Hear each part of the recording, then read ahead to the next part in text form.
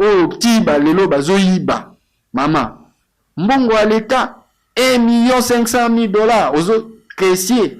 Comptable à l'État. Aux autres tambola na una voiture. Moni procès à 100 jours. Et la kisibiso. Mboga na biso ndenge ezokende. Yango esengeli que vraiment sur base des critères de compétences, sur base des critères de moralité, sur base des critères Oyo Tokotia établi. C'est la réalité. On ne sait même pas dire même moins de $2, c'est $0. Hein? C'est $0. Moi je te dis, na kendaki campagne, bazo somba bavoa na 500 francs. Papa a 15 enfants, aïe au PC 500 francs. Azo proposé 500 francs. S'il vous plaît. 500 francs, est-ce que c'est $1? Ane reza teka pona ukangaka batu. Ane reza pona kulandaka via batu. Oyo balingi ba pesa misala, baye ba vina e asalaka nini et à vivre dans la société nini. Vous comprenez? Donc il faut tout ça de façon que ba service wana ezala au service de la République. Ezala na service ya ba individuité. Administration n'a pas fait fonctionner bien pour que aujourd'hui eza peut-être conseil nazo pesa na mokonzi mboka oyo asa sikoyo. Il peut s'entourer aujourd'hui. Hier, Joseph Kabila, sénateur à vie, Alela qui a 15 personnes étaient pour aider pour que a réussi mandat nae. Et puis nasuka na deuxième mandat et koloba lisusu ke aleli lisusu alobi que non a longo na pouvoir mais à parvenir ko changer ba congolais. Alors tolingi te que président Félix Tshisekedi aya lisusu ko yebisa biso nzembo wana ya kolela lisusu. C'est le moment pour lui ya koluka bana mboka oyo bazana critère oyo totie wana pour que basunga ye. Et puis musala wana kondo maréchal asalaka yango me asalaka nango ya ndenge ya bien te. Azwaki ba maître Gérard Kamanda wa Kabanda, azwaka ba Monsieur Baudouin banzamukala ipona ko renouveler classe politique pona ko pesa impulsion. Mais renouvellement de la classe politique au sein de Manabatomi, Balemisa Toté, Congo est un continent. Il faut un vaste recrutement sur base d'un critère où permettre aux chefs de l'État, na bakonjo bakoya lobby, na batu ya solo o bazana mayele pe makoki, o bato yo bacha maboko na bango te na corruption, na détournement ya ba deniers publics. Ces gens-là, ils sont très même de nous corrompre par notre propre argent pour que toi qui servi pour que bazon alisous. Non. En tout cas, à un certain moment, nous devons dire non. Peuple congolais, je vous demande vraiment de vous réveiller. Il faut tout ça la musala oyo pour na bola mboka na biso. Ceux qui bomoni nga na zoloba izo sa nga mutema pasi. Pasi na zo mona nga na botami awa na koli awa na tangi awa na ebi makambo ezoleka na mboka oyo. Na histoire mboka na biso. Ça ne peut pas continuer comme ça. Moto ne fisque donc au kotika un mois mbalamoko bandiko soma ba immeuble.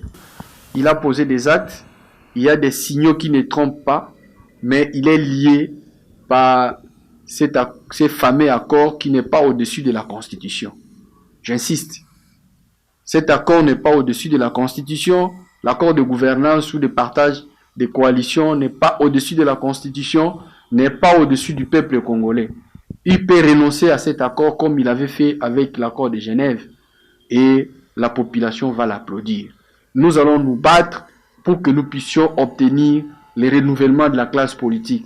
On doit confier ce pays aux vrais patriotes, les gens qui aiment ce pays, les agents du développement, les gens qui ne viendront pas pour tremper dans la corruption, le détournement des deniers publics, la concussion, mais plutôt les gens qui viendront servir la République, non pas pour nous, mais pour des générations futures. Sans avoir peur d'être contredit, la démocratie a été déclenchée le 24 avril 1990 par le maréchal Mobutu Sese Seko. Et Laurent Désiré Kabila est arrivé, il avait tout bloqué, il avait suspendu toutes les institutions avec son décret loi de 17 articles. C'est ça ce qui a fait que les autres compatriotes puissent prendre les armes. Et ça, c'est l'histoire récente de notre pays. Et sur base des rapports de force, il y a eu dialogue de Sun City 1+4, le gouvernement 1+4, nous sommes allés aux élections. Résultat, bah, l'élection, ils allaient contester parce qu'ils allaient bien organisés. La même chose avec Joseph Kabila en 2011. On a patrouillé les élections. Et l'équipe n'a dengue l'équipe. Comme en 2018, c'est un monsieur qui est venu mettre les désordres dans notre pays.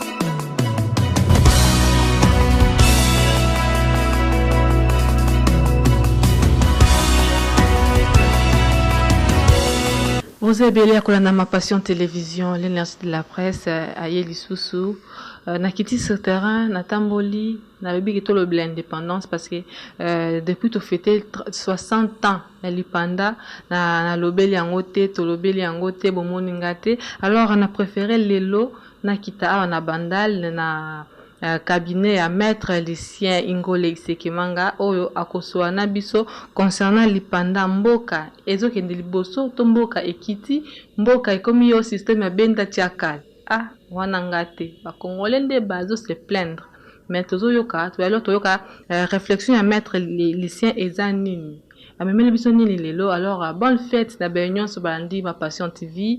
Maman Janine Kadima na depuis Lausanne oza musika kasi oza moyimbo ka oza congolaise bitumbano ka isimba ka papa Félix Kadima merci. Merci na maman Bijou Meta, maman Cécile la vie et puis la présidente de l'association les maman Fati. Alors lelo maître Lucien azali avocat na baro ya matete et puis wapi leo to kiti na cabinet na eto to sola na e muke pour réflexion oyo a memeli biso. Bonjour maître Lucien. Bonjour maman Rachel. Bonne santé ndenge confinement isolé. Santé ça très bien. Ndengo zo monanga, je suis vraiment en forme.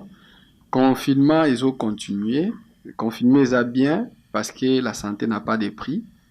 Donc na osenga na baimboka ba respecter ba mesures barrières ou ba dicté biso na ba autorité sanitaire et puis ba autorité na yamboka na biso.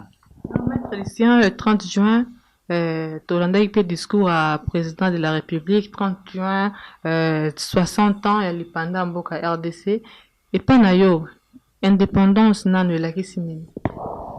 Merci maman pour la question. Le 30 juin 1960 et puis le 30 juin auto commémora comme mbula nyonso tu na mboka na biso eza mokolo moko ya motuya po na mboka na biso soki ozalaki na bombu et puis ba pesio liberté eza neti ngai moto ya mibeko awa bakangaki yo na prison ba bimisio na prison ozwi bonsomi ezalaka mokolo ya esengo. Alors po na biso na Congo le 30 juin ezalaka mokolo moko oyo tokanisaka ba oya biso o ba bunelaka biso pour que tokoka kozwa bonsomi na mboka na biso po bakoko na biso ba bunelaka biso na mboka oyo bamona pasi bakata na maboko babeta mafimbo ba héros de l'indépendance ba pionniers de l'indépendance babundi bazweli biso bonsomi o toza nango lelo eza mokolo ya esengo pona mwana congolais soki mboka ezalaki kotambola malaku eza mokolo congolais nyonso tu faut fêter ndenge ba Kristu ba fetaka fête ya Pâques to ya mbotama Jésus Kristu.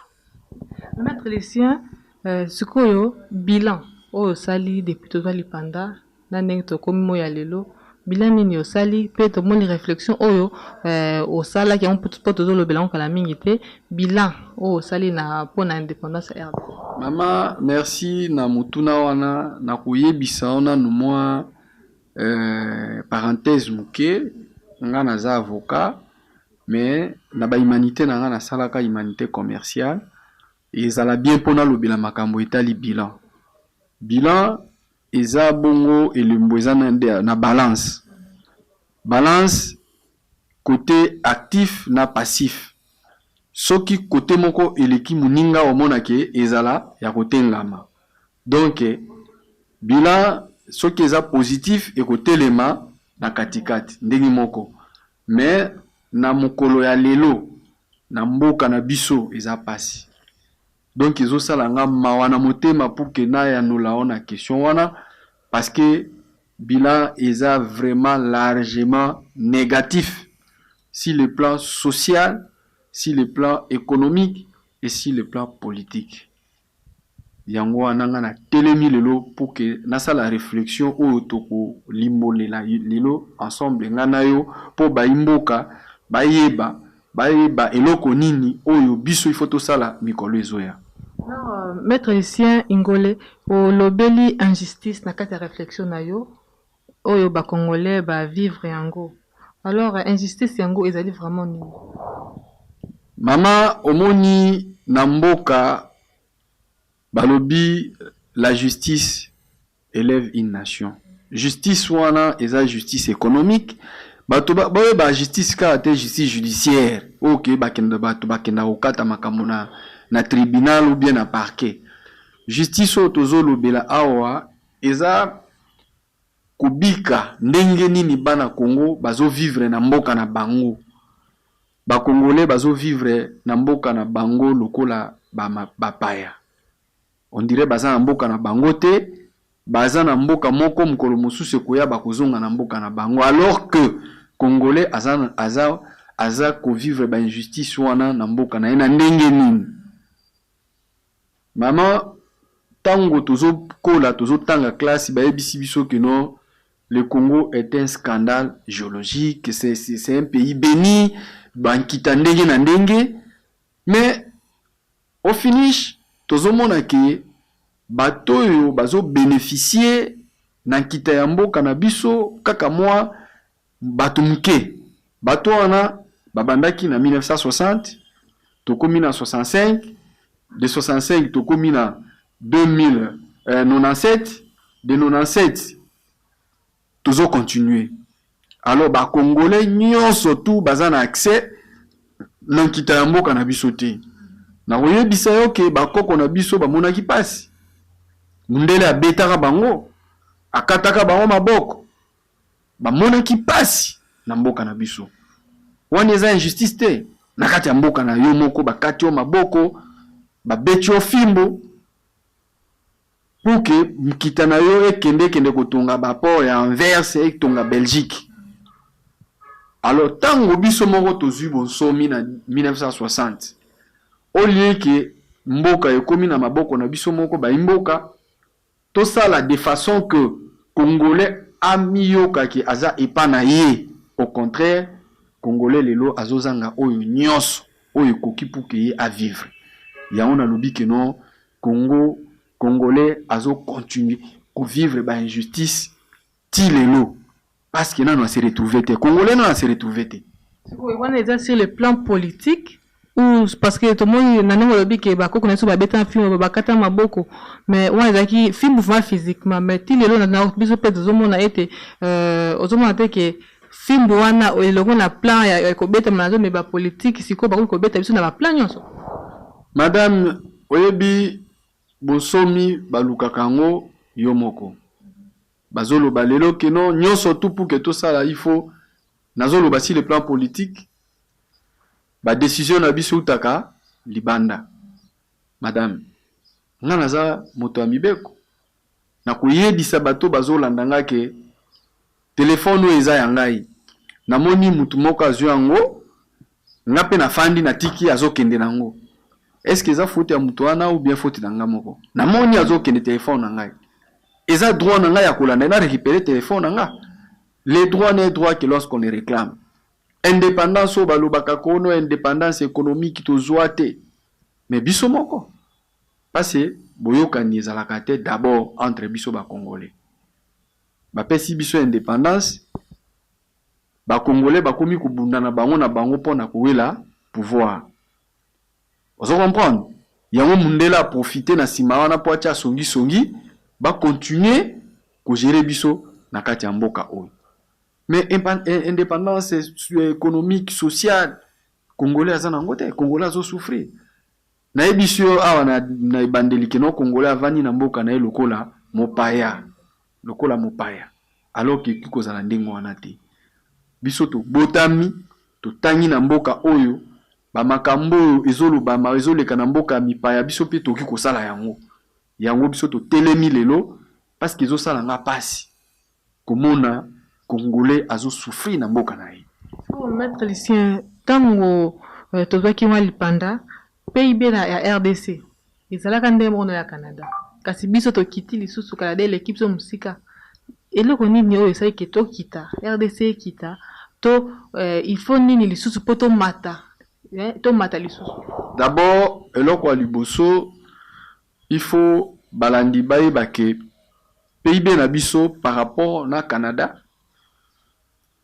de 1965 à 72 ezalaki ndenge moko wana ezalaki to héritaki omoni belge asalaka mabete belge pe muto atongelaki biso mboka eza belge malgré que azako beta bakoko na biso na bandeko na biso mais moi ndambo ya ba infrastructure scolaire universitaire o tozanango et puis même ba édifice mususu ya l'état o eza tina niveau ya ba territoire mundele nde muto atonga yango banda mundele akenda biso moko to tikali na mboka oyo biso ba congolais nde to détruire mboka oyo soki otali rond-point Victoire même boulevard du 30 juin soki otali ba photo nango na 1960 au kansane toza na poto mais zwa ba photo ya lelo tiango o comparer yango tozongi sima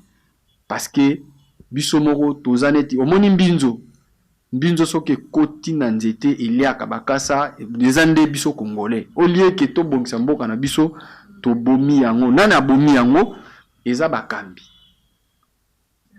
bakambi soki bakomi na place que bazwa mbongo ya l'état po esala misala ya baimboka bango baye pona kotonga bandako pona kokoma ba millionnaire.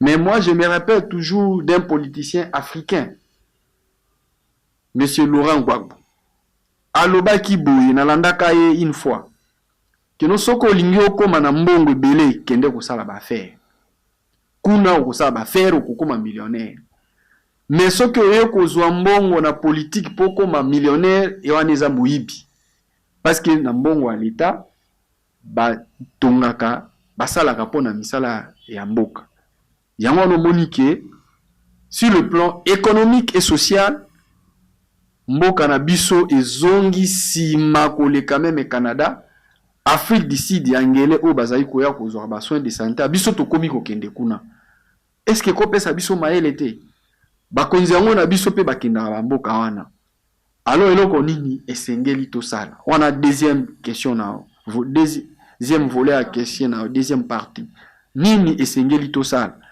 ngana proposer eloko esengeli to sala ezake bilan ya bato bakambi biso ko banda 1960 ti lelo eza mabe eza négatif parce que bokonzi ezalaki mabe alors il faudrait que to changer classe politique oyo eza wana oyo ti balelo bazoyiba mama mbongo à l'état $1,500,000 ozo caissier comptable à l'état zo tambolaka na ngona voiture moni procès à 100 jours et la kisibiso mboka na biso ndenge ezokende yango esengeli que vraiment sur base des critères de compétences sur base des critères de moralité sur base des critères oyo tokotia établi sous place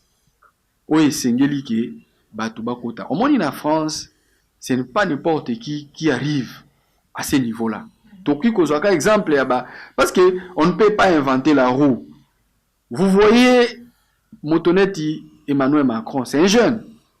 Mais pour qu'il Mokonzi Mboka, il a commencé quelque part, il a travaillé dans des banques. azana quand même na moi minimum ya expérience. Yango na sengi vraiment que biso nyonso tu to sala effort. Makambo nga nazoloba non seulement pour le régime actuel, nazoloba même pour ba autorité ou ba koya lobby, que il faut que ça la sélection parmi les meilleurs des Congolais ou balingi mboka pour la sélection na ba koya lobby. Avant-hier, ezalaki ba otozomona tomonaki hier bango kaka te yango tozomona pe lelo. C'est que ba koya lobby ozaka ba otozomona lelo. Mama omoni soki l'État aza organisation moko o eza o ki koleka ba organisation surtout na ko donc l'État c'est une organisation la mieux organisée qui peut faire en sorte que les institutions fonctionnent. C'est l'État. Alors l'État, il a qu'est-ce que je peux dire? L'État a un service où ils ont à disposition ils ont permettre pour que asala musala notamment ba service net ya ANER. ANER ils ont teka pona ukangaka batu. ANER ils ont pona kulandaka via batu. Oyo balingi ba pesa misala baye ba vina e asala kanini et à vivre dans la société nini. Vous comprenez? Donc il faut tout ça là de façon que ba service wana ezala au service de la République, ezala na service ya ba individualité. Administration n'a pu faire fonctionner bien pour que aujourd'hui ils ont peut-être conseil nazo pesa na mokonzi mboka o yaza sikoyo. Il peut s'entourer aujourd'hui. Hier, Joseph Kabila, sénateur à vie, là qui a 15 personnes étaient pour aider pour que a réussi mandat naé. Et puis nasuka na deuxième mandat et koloba lisusuke aleli lisusu alobi que non a longo na pouvoir mais à parvenir ko changer ba congolais té. Alors tolingi té que président Félix Tshisekedi aya lisusu koyebisa biso nzembo wana ya kolela lisusu. C'est le moment pour lui ya koluka bana mboka oyo bazana critère oyo totie wana pour que basunga ye. Et puis musala wana kondo maréchal asalaka yango me asalaka na yango ya ndenge ya bien te. Azwaki ba maître Gérard Kamanda wakabanda, azwaka ba Monsieur Baudouin Banzamukala ipona ko renouveler classe politique pona ko pesa impulsion. Mais renouvellement de la classe politique au sein de Manabatomi, Balemisa Toté, Congo est un continent. Il faut un vaste recrutement sur base d'un critère où il faut permettre aux chefs de l'État, na bakonjo bakoya lobby, na batu ya solo o bazana mayele pe makoki, o bato yo bacha maboko na bango te na corruption, na détournement ya ba deniers publics. Batu wana bazana ba parti politique. Batouana baza na société civile, Batouana baza na diaspora na ba organisation savante. Batouana ba okikozwa bango ba responsabiliser bango, mais il faut qu'on tia ba structure ya encadrement na bango. Quand vous confiez les gens les responsabilités, il faut qu'on pense aussi na renforcement des capacités na bango, formation. La formation se termine le jour où on va mourir. Donc nous devons nous former à tout moment et à chaque fois que nous évoluons dans la vie. Les Congolais n'a pas Congolais ceux qui attendent une classe à Siti ba PC diplôme Azu Musala et Sili. Alors nous voulons que dans notre république qui va venir, quand nous allons responsabiliser ces gens-là, oyo bakoya te pour que batia mbongo na mabenga na bango, bakoya pona ko salisa mboka. Batu wana nde oyo nga nazo proposer pour le renouvellement de classe politique. Renouvellement de classe politique, c'est que moi, deux têtes. Non, non, c'est un travail de longue haleine. Parce que Mboka Nabiso, le Congo n'existe pas comme un État. Vous avez vu comment l'État fonctionne à travers les procès de 100 jours. Le directeur de cabinet n'est pas respecté par ses collaborateurs. Et c'est vraiment du désordre. Le désordre, pour le moment, est en Congo. Alors, esengeli ke biso nyonso tu totia mayele na biso pour que tout ça là effort mboka na biso et tombwama mboka na biso ekiti makasi. Le Congo n'existe pas en tant qu'État. Félix Tshisekedi a un grand travail. Il a un grand travail à faire. Moussala eza munene, mais malheureusement baza ko embrouiller na ba allié na ya FCC. Ils vont pas lui permettre de travailler. Alors, parce que tout d'abord ils sur une coalition alors déjà avant toza na maître Lucien Ngole Isekemanga tozolo belana pour na ba passe ya ba population congolaise oyo tozali biso nyonso ensemble. Alors maître Lucien olobi ba politique bazokota bazoya mingi ko s'enrichir kokota mbongo ya l'état ma poche na bango yango wana ezosala ke Congo est développé to eza eloko mosusu eza na. Oui madame nautaki koloba awa nakanisi na pesi exemple ya ancien président ivoirien pona otonga mboka mbongo ya mpako ba contribuer le Congolais ba pesa ka eza pona kotonga mboka mais pas na biso eza le contraire toyoki ba 1 million ba 48 millions et que na mabenga bato mbongo ekokaki kotonga mboka parce que 1 kilomètre ya nzela c'est 1 million de dollars. Alors ceux qui mutu moko azui 48 millions mboka ezangi banzela banzela eza ya kokufa yango wana na lobby nazo confirmer que banda ba belge bakenda mboka na biso ekufi pona mauvaise gouvernance. Eza problème d'homme, il faut qu'on change. Donc eza likambo ya kobomba te. Maître Lucien il faut qu'on change. Il faut qu'on change. Pour aussi répéter un moment mingi. Ba acteur politique il faut qu'on change. Oh il faut qu'on change. Aujourd'hui la penza nani tout un peu clair. Madame oyebi que en principe le renouvellement de la classe politique se fait par les élections. On a ko interpeller population. Parce que lobby to kende sou maponom. Kaka bato ba yibaki bino mbongo lelo, ngana mona kinga zalai candidat. Il y a un candidat au Kazaki na makoke belé, après 6 000 francs, ba voter. Mais lelo ti lelo banda atika azonyata kunate. Azana na Kinshasa a. Vous comprenez? Donc renouvellement à classe politique et ça les maka d'abord par les élections. Population yémo konde mutu a ko sanctionner pour que aspect sabato yé alingi o baye na programme ya bien pona yé. Na deuxième volet, na kopesa moi exemple. Il y a des postes de nomination. Oyo mokonzi ya mboka asengeli ki a responsabiliser ba collaborateur na ye. Alors, à un temps oiseau salango, il faut pona, il faut te mais boki no ki kopesa mokonzi ya mboka ordre te, mais je suggère que mokonzi ya mboka esengeli ki atia moi critère moko boye. Eza kolokota batu te parce que azande konanga azamwa tata moi sinon parce que na niveau ya sommet boye okozala na besoin ya bato bakoya kuede yo pour que o réussi mandat na yo et oyebi très bien que mboka na biso eza na libulu parce que bato bazalaki wana nde basaini ba memi mboka na libulu.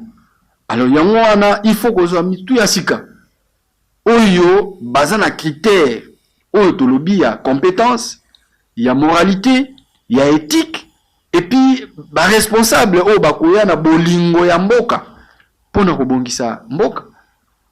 Donc renouvellement peut se faire à ce niveau-là. Makambo nga nazoloba eza makambo ya lelo pe ya lobby parce que l'avenir de notre pays en dépend.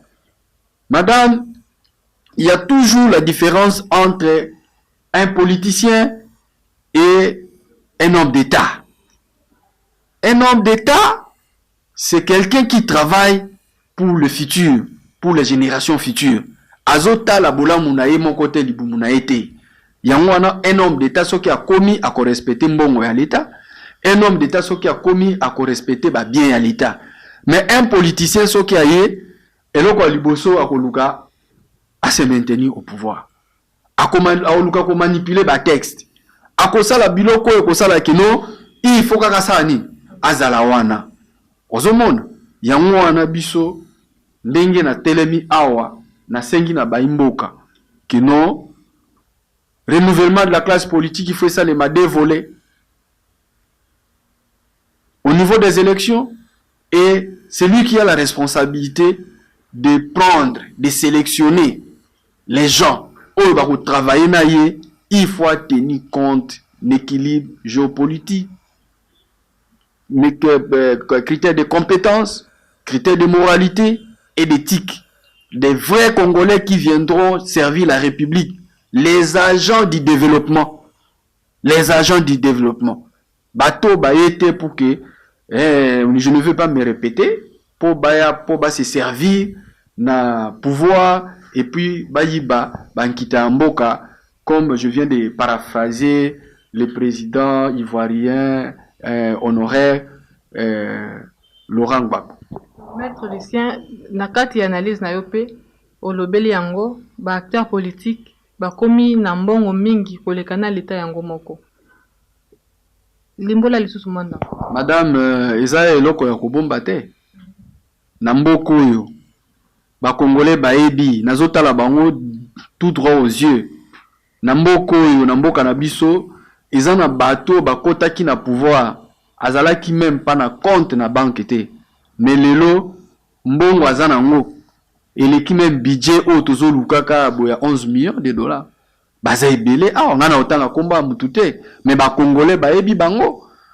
Donc pourquoi cette injustice là? Pourquoi bato wana ba ko continuer ngwana yango wana état de droit? Il faut vraiment et ça la musala nango pour que toyeba origine et richesse ya bato. On ne veut pas na fonction à l'État pour que to saigner ba caisse de l'État, biso to comme na mbongo belé koleka l'État. Non, batu wana bazali et ils sont devenus des orgueilleux. Ba komona biso batu pamba. Donc toza na valeur na miso na bangote. Alors que mbongo na biso moko ba komi ko corrompre congolais, s'il vous plaît. Ces gens-là, ils sont très même de nous corrompre par notre propre argent pour que token servi pour que bazon ali sous. Non. En tout cas, à un certain moment, nous devons dire non. Peuple congolais, je vous demande vraiment de vous réveiller. Il faut tout ça la musala oyo pour na bola mboka na biso. Soki bomoni nga na zoloba ezo sa nga mutema pasi. Pasi nazo mona nga na botami awa na koli awa na tangi awa na ebi makambo ezoleka na mboka oyo. Na histoire mboka na biso. Ça ne peut pas continuer comme ça. Moto ne fisque donc au kotika un mois mbala moko bandiko soma ba immeuble. Non non non non non non. Trop c'est trop. Trop c'est trop. Orgie X Nuance depuis le Royaume-Uni na banzi ki ozolanda réflexion ya maître Lucien au tozanae awa. Alors déjà maître Lucien les vrais problèmes des Congolais au lobel on a cas de réflexion na yo. Les vrais problèmes, les amis. Na lobaki na kati ya réflexion na ngai que ba gouvernement nyonso to ezo se succéder ba sali la rabiso ba budget mo fantaisiste. Oyo ka ono 4 milliards, 5 milliards, 9 milliards et mbongo wana ekota raté kaka ndenge na uti koloba na libenga l'état parce que ba population ba autorité na biso baza na souci ya kozwa solution na ba vrai problème ya ba congolais. Quels sont ces vrais problèmes ya congolais? Congolais aza mutu, congolais aza nyamate, congolais aza na droit ya ko vivre comme un français, comme un américain. Omoni bato na biso bakomi ba congolais bakomi ko kima mboka oyo bakende meme na Angola awa kaka pona kolia biloka kolia pamba ya kolia. Donc les social des congolais ezalaka donc souci ya ba autorité mboka oyo te. Congolais azana besoin mais la mai ya petwa, mai ya propre. Congolais il faut tambola na nzela ya bien. Banzela ezate. Congolais il faut bana bakende classe. Batanga ba classe ya bien. Congolais a besoin il y a un salaire ou il faut permettre que non du premier au 30 à ça il peut épargne. C'est ça les salaires. Mais biloko wana surtout ils a souci il y a ba autorité na bisoté. Leur souci c'est ailleurs. Mbongo basi mituka ba voyage ils ont un problème où il y a bango ils ont préoccupé bango. Mais le vrai problème il y a vécu quotidien à Congolais. Est-ce que tous les Congolais ils ont besoin de ça politique? Congolais ils ont surtout besoin de ça politique. Mais les autres causes les Canadiens mutunyo surtout radio à bandi kolanda. Parce que pas c'est l'équipe. Pour ba problème na union surtout Congolais azotambola na nzela papa azotambola monine tumto aliboma azokanta parce que nanda kwa tike lo côté. C'est ça ce que les Congolais sont en train de vivre aujourd'hui. Yango ana biso tolobi que non eloko wana il faut ici là. Et aussi la ndenge nini bato yo basali makambo yo bakitisi mboka na biso na situation tozana ngo il faut ba kende pembeni justice s'occuper na bango. Alors est-ce que maître élection vous êtes d'accord na bayo bazolo ba que congolais à vivre na moins de $2 par jour? Madame, mais c'est la réalité. On ne sait même pas dire même moins de $2, c'est $0. Hein? C'est $0. Moi, je te dis, na kendaki campagne, bazo somba bavoa na 500 francs. Papa a 15 enfants, ayo au PC 500 francs. Azo proposé 500 francs, s'il vous plaît. 500 francs, est-ce que c'est $1? 500 francs.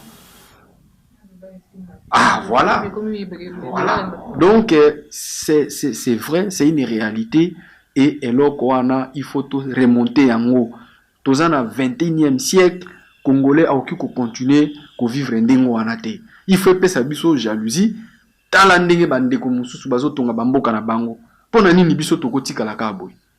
Yango wananga na sengi na ba Congolais ba soutenir action na biso pour que ensemble tokoka ko changer vécu quotidien ya ba mboka. Nous avons cette bonne volonté là. Nous avons ce courage là. Nous sollicitons seulement l'appui de notre population pour qu'ensemble, Tokokaku Bunda et Tumbarana.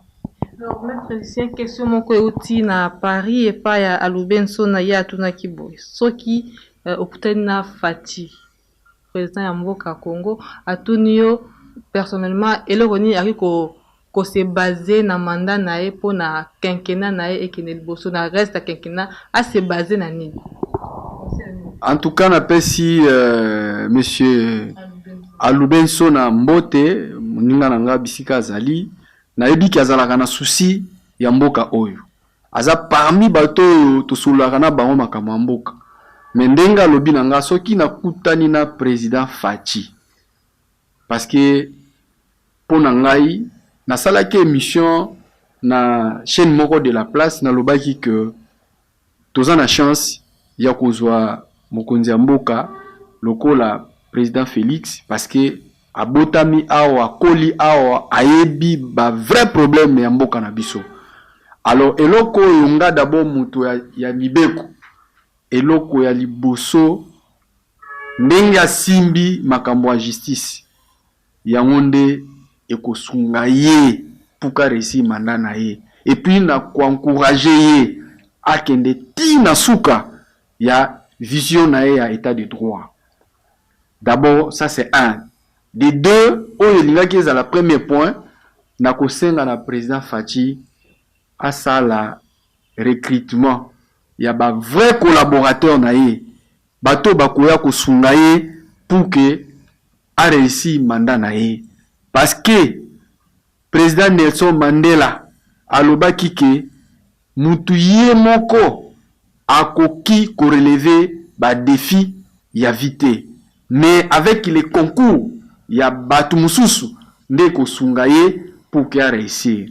Donc président Fachi réussite na yo eza na maboko na yo na mboka oyo nous n'avons que une seule signature qui pèse eza ya yo. Alors na ko encourager yo au continuer ko apporter donc un plus na justice na biso au pesa ba condition pour na ba magistrat nyonso tout ya siège na ya parquet opesa bango makoki o renforcer pouvoir na bango pour que bazala réellement indépendant eloko ezanga biso yango wana donc soki osaleli yango nayebi que na fin ya mandat na yo to ko applaudir yo et peuple congolais a ko se retrouver na difficulté oyo za nango pona ko fonctionner ba collaborateur na ya FCC bazo bloquer yo clé pona ko débloquer yango eza dissolution de l'Assemblée nationale. Alors, toujours continuer, question Moussousou et outi na Nairobi et pas ya Rudi Tiswaka. Atuni, maître, pensez-vous que Joseph Kabila doit être considéré comme icône de la démocratie en RDC? Monsieur Rudi Tiswaka, merci pour la question, mais je peux vous affirmer sans avoir peur d'être contredit. La démocratie a été déclenchée le 24 avril 1990 par le maréchal Mobutu Sese Seko. Et Laurent Désiré Kabila est arrivé. Il avait tout bloqué. Il avait suspendu toutes les institutions avec son décret-loi de 17 articles. C'est ça ce qui a fait que les autres compatriotes puissent prendre les armes. Et ça, c'est l'histoire récente de notre pays. Et sur base des rapports de force, il y a eu dialogue de Sun City 1+4, le gouvernement 1+4, nous sommes allés aux élections. Résultat des élections, ils allaient contester parce qu'ils allaient bien organisés. La même chose avec Joseph Kabila en 2011. On a patrouillé les élections. Et l'équipe n'a dengue l'équipe. Comme en 2018, c'est un monsieur qui est venu mettre les désordres dans notre pays. Donc le père de la démocratie, c'est M. Etienne Tshisekedi Wamulumba. C'est lui qui s'est battu depuis des années pour l'instauration de la démocratie et l'état de droit. Alors, M. Joseph Kabila, il a fait ce qu'il pouvait faire. Mais personnellement, le combat que moi j'ai mené pendant 9 ans de lutte, parce que s'il était démocrate, les élections de 2018 allaient être organisées en 2016. Et voilà, il fallait que Rossi Akoufa, il fallait que Thérèse Kapangala Akoufa, il fallait que Bate Bélé Bakoufa pour que tous les élections au qui en 2018. Donc en tout cas, vraiment, je ne sais pas votre point de vue, mais cela ne m'engage que moi-même. Moi, personnellement, je ne peux pas considérer Joseph Kabila comme étant le père de la démocratie dans notre pays. Rudi Tiswaka, aux réponses nayo par rapport à Joseph Kabila, maître Lucien a fait ce rapport point de vue naye. Alors, n'abaki maître Lucien tozonge la coalition FCC Cash. Toi cause la nini na coalition yango. Tout scénario de cohabitation yango FCC Cash. Ils ont réservé penza nini na peuple Congo.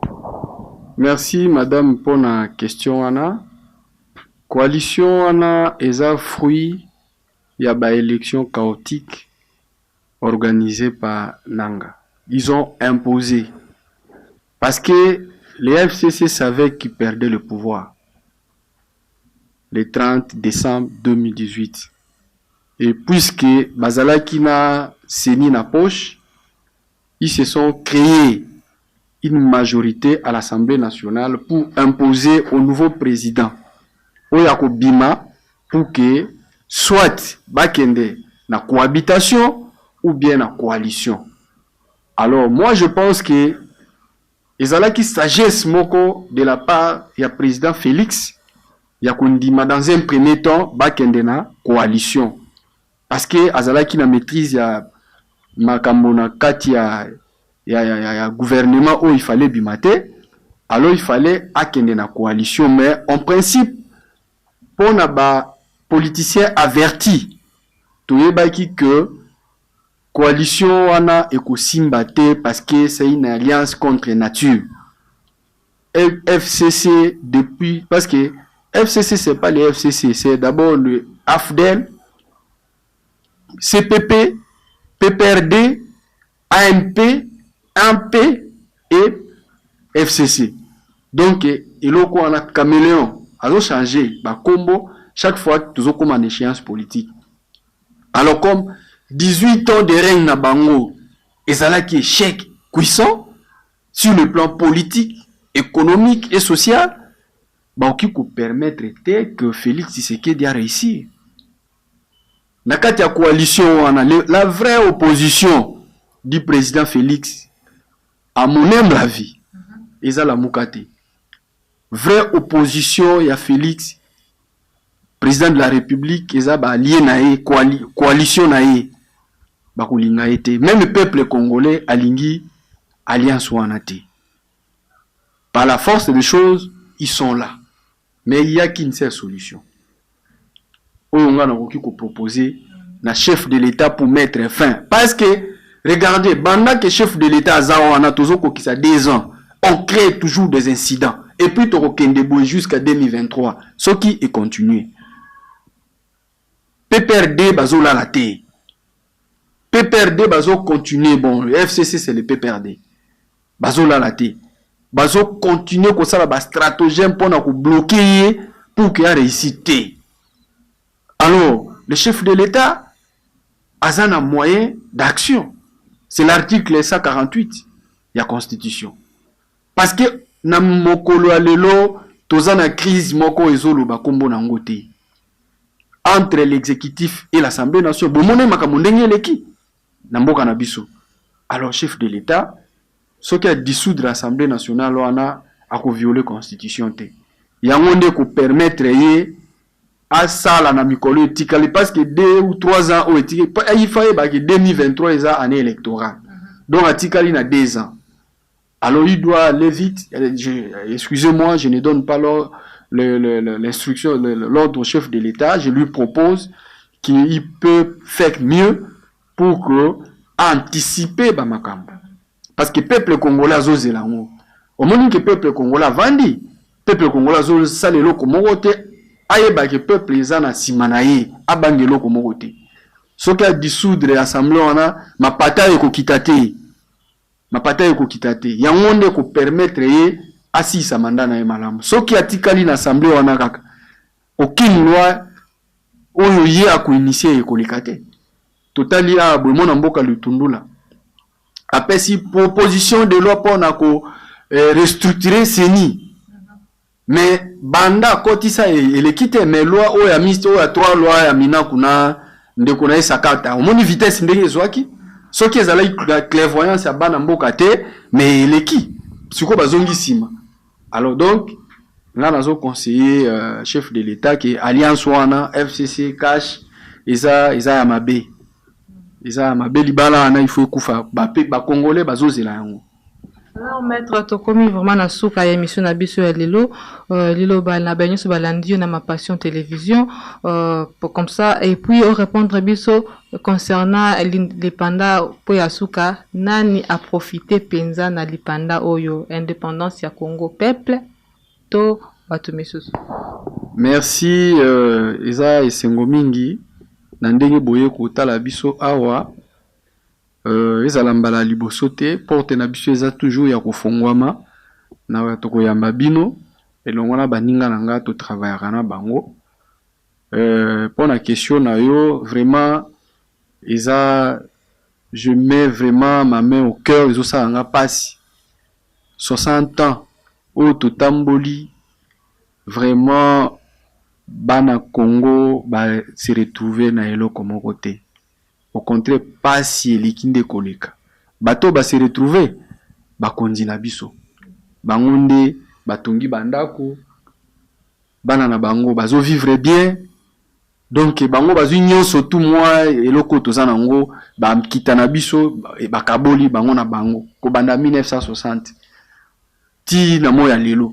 Yango tozo tirer sonnette d'alarme. La chef de l'État actuel pour kia kwea, Nambeba wanate baimboka bazotalela ye. Donc vraiment tozo senga ye azana signature. Il a encore l'occasion d'aider ces pays d'aller de l'avant. Il a de bonne foi depuis qu'il est là, il a posé des actes, il y a des signaux. Il a posé des actes il y a des signaux qui ne trompent pas, mais il est lié par ces fameux accords qui n'est pas au-dessus de la Constitution. J'insiste.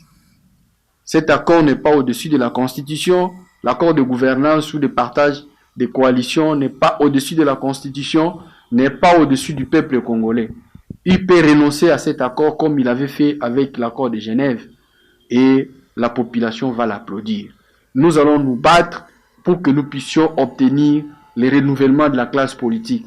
On doit confier ce pays aux vrais patriotes, les gens qui aiment ce pays, les agents du développement, les gens qui ne viendront pas pour tremper dans la corruption, le détournement des deniers publics, la concussion, mais plutôt les gens qui viendront servir la République, non pas pour nous, mais pour des générations futures. Je vous remercie. Alors, merci maître, merci Sengoza qui abiso mingi koza na bureau na yo.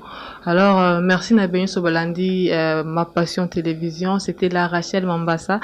Oyo azalaki na bino, comme ça retrouvez-moi la semaine prochaine et aussi avec plus. Donc voilà, on se retrouve prochainement. Au revoir.